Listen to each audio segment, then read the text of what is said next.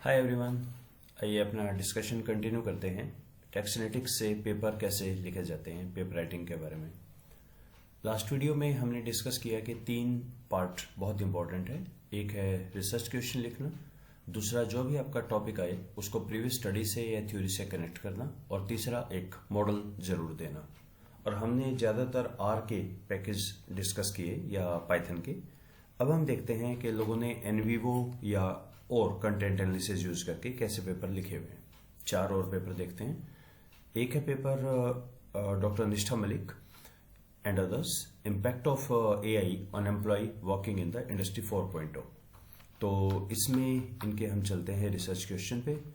पहला क्वेश्चन इन्होंने लिया research question, how does AI form create adverse impact. इनका एडवर्स इम्पैक्ट क्या पड़ेगा, और दूसरा उनका पॉजिटिव क्या पड़ेगा, एक्सपीरियंस क्या है। कुछ देख पा रहे हैं? एडवर्स इम्पैक्ट ये हो गया सेंटिमेंट एनालिसिस, नेगेटिव सेंटिमेंट, और ये हो गए पॉजिटिव सेंटिमेंट। और how does technological change during AI impact this. तीनों को इन्होंने कहा हमने टेक्सनेटिक्स करेंगे और एनवीओ से करेंगे। अब एनवीओ जब आप करते हैं तो बेसिकली तो पहले 2-3 तरह के क्वेश्चन मतलब पेपर्स आपको मिलेंगे।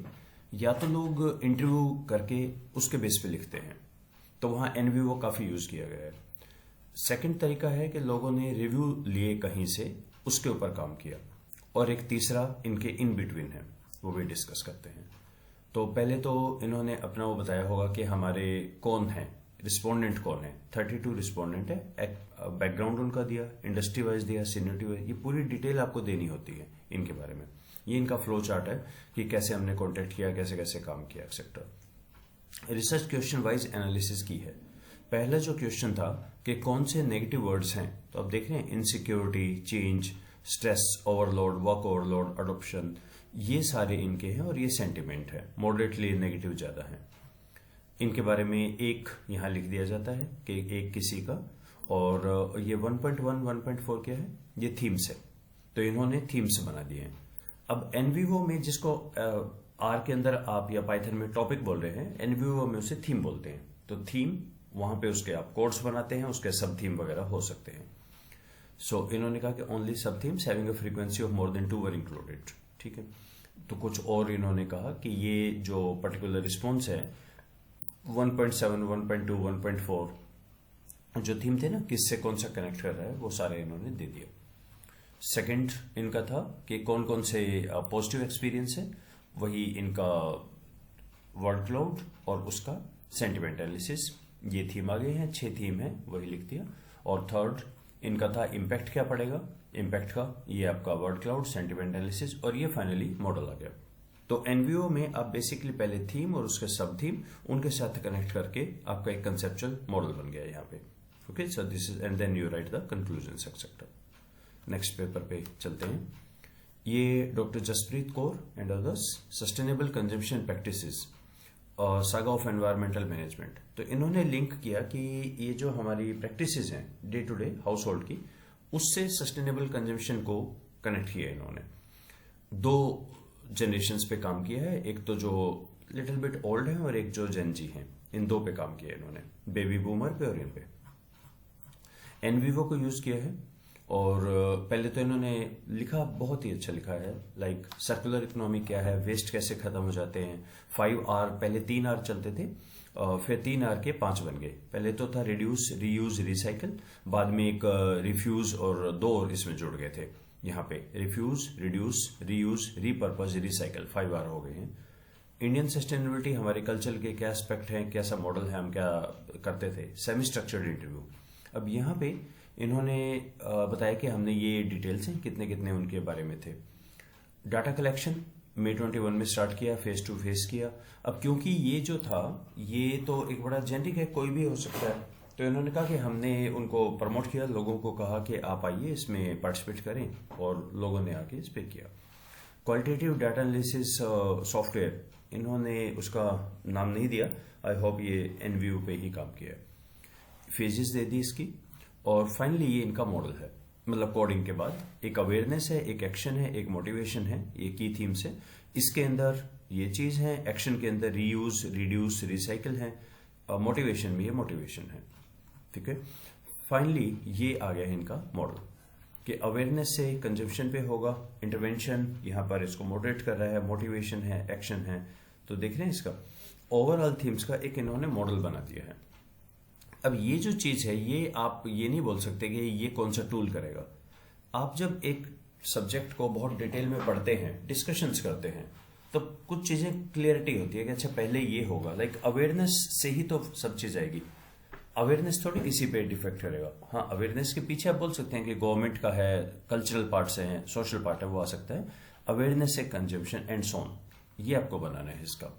तो ये उनके बारे में फिर इन्होंने डिटेल में बताया अपना मॉडल का। काफी लंबा और बहुत ही शानदार लिखा हुआ पेपर है ये। सो ये सारे इनके वो चल रहे हैं कोड्स या थीम्स आप बोल दीजिए, फिर डिस्कशन आ गया है।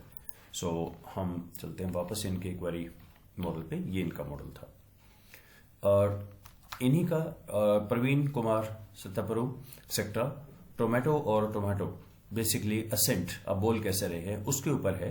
तो artificial intelligent interactive voice assistance, तो इनके देखिए आप ये पाएंगे हमेशा इसको बहुत लोग अलग अलग नाम से बोलते हैं। कोई से virtual assistant, interactive voice assistance, बहुत सारे नाम है। And one of the reason for that is वो प्लैग को दूर करने के लिए भी किया जाता है। अच्छा, इसका हर जगह ये यूज करेंगे AIIVA पेपर के अंदर, तो उससे आपका प्लैग काउंट सब्सटेंशियली डाउन हो जाता है बहुत ज्यादा। छोटी छोटी ट्रिक्स है, आप जब पेपर लिखते हैं तो आप समझते जाते हैं। तो इन्होंने कहा कि हमने वही एलेक्सा, कोर्टेना और सीरी, गूगल असिस्टेंट इन पे काम किया। पहले उनका लिखा। क्या है इनके questions? How do consumers with different English accent engage with AIIVA, और सेकंड है इनका how do consumers react towards the issues. ठीक है, दोनों पे देखते हैं। SOR इन्होंने बताया। एक ये बहुत अच्छा दिया है कि एक ये भी तरीका होता है ये बताने का कि आपका गैप क्या है। जैसे क्वांटिटेटिव सर्वे हुआ, केस स्टडी हुआ, मिक्स मेथड, क्वांटिटेटिव। तो क्वांटिटेटिव या सर्वे मेथड में वही बात आ गई ना कि जो मैं पूछूंगा अब वही तो जवाब दे पाएंगे, लेकिन क्वालिटेटिव में जो रिस्पोंडेंट बोलता है वो इंपॉर्टेंट होता है। तो ये एक मेथोडोलॉजिकल गैप आप इसको बोल सकते हैं कि एक दूसरे पर्सपेक्टिव से देखा हमने। कंसेप्चुअल मॉडल इन्होंने एक बनाया कि accent strength has an impact on the positive emotion, negative emotion या रैशनल, और इनसे आपका या तो होगा कंटिन्यूएशन या आपका डिसकंटिन्यू होगा। ये एक इन्होंने बेसिकली मॉडल दिया है। क्वालिटेटिव स्टडी की इन्होंने, क्वालिटेटिव स्टडी में डाटा कलेक्शन। अब यहां देखिए एक बहुत अच्छा इन्होंने लिखा कि जो फर्स्ट ऑथर हैं और जो सेकंड ऑथर हैं इन्होंने इंटरव्यू करवाए, यहां पर इंटरव्यू रोल्ड आउट हुए, ऐसे ऐसे किया, उनकी डिटेल बहुत डिटेल में लिखा इन्होंने। और इन्होंने वो भी लिखा है NVO इन्होंने यूज किया है, यहां इन्होंने बताया। और the fourth author and the sixth author इन्होंने डाटा एनालिसिस पार्ट किया है। बहुत शानदार ये चीज लिखी है। ये चीज मैंडेटरी है। एथिकल कंसिडरेशन आज की डेट में ये बहुत इंपॉर्टेंट है कि मैं 2025 जनवरी में बात कर रहा हूं। ये बहुत इंपॉर्टेंट है कि आप एथिकल कंसिडरेशन करें कि आपकी एक कमेटी थी जिसने इसको रिव्यू किया, अपने सारे प्रोटोकॉल्स फॉलो किए हैं। हर एडिटर, रिव्यूअर, एडिटर तो खासतौर पे ये आपको कहेगा बार बार कि अपना वो दिखाओ एथिकल क्लियरेंस है या नहीं। तो इंपॉर्टेंट है ये चीजें। 3 इनके आए, कंटेक्स्ट ऑफ यूज, इमोशनल और रैशनल। इन तीनों के बेस पे इन्होंने लिखा, जैसे लिखा जाता है, एक उसका रेफरेंस देते हैं, एक कोई जो बहुत ही अप्रोप्रिएट हो किसी बंदे का, पार्टिसिपेंट का एक्सपीरियंस यहाँ लिखा आपने, उनके बारे में लिखा थोड़ा सा। रैशनल वाला हो गया। ये इन्होंने कहा मॉडल है कि असेंट से आपका प्राइवेट यूज या public use context of use है, उससे इमोशनल पॉजिटिव नेगेटिव आएगा या रैशनल आएगा, उनसे या तो आप यूज करेंगे या नहीं करेंगे। ये आ गया है output on the basis of study 1 qualitative. अब इसी को इन्होंने कहा कि हमने सबका डाटा किया, स्टडी 2 शुरू होती है कि इन सबके हमने यहां से स्केल ले लिए, अडॉप्ट किए स्केल, और स्केल के बेस पे आगे इन्होंने अब लगा दिया सैम।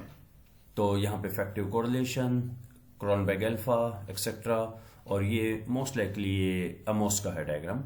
अमोस से इन्होंने ये बना के उसको वेरीफाई कर दिया। क्वालिटेटिव प्लस क्वांटिटेटिव दोनों तरीकों से इन्होंने काम किया है।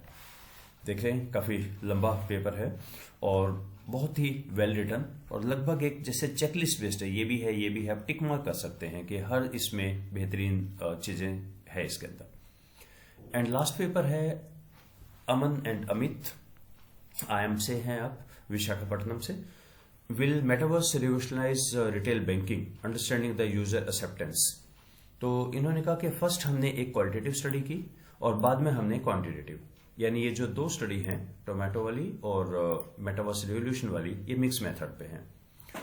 इन्होंने कैसे किया, पहले रिसर्च क्वेश्चन, बेनिफिट्स और सेक्रीफाइस क्या हैं जो इंटेंशन की तरफ है, trade off among the benefit and the sacrifice. अच्छा, आप ये समझ रहे हैं बेनिफिट पॉजिटिव हो गया, सेक्रीफाइस नेगेटिव हो गया।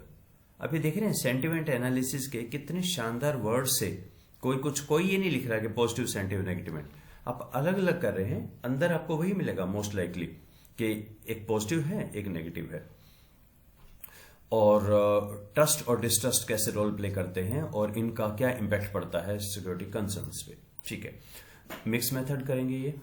तो ड्यूल फैक्टर थ्योरीज दे दी है। फर्स्ट इन्होंने कहा कि हमने लोगों से बात की, उनसे बात करके यहाँ पे 20 इंटरव्यू करवाए हैं, सेमी स्ट्रक्चर्ड इंटरव्यू हैं, 20 से 30 मिनट का टाइम था। थीमेटिक एनालिटिक्स, रिलायबिलिटी, वैलिडिटी, ये आपके आ गए हैं कोड्स।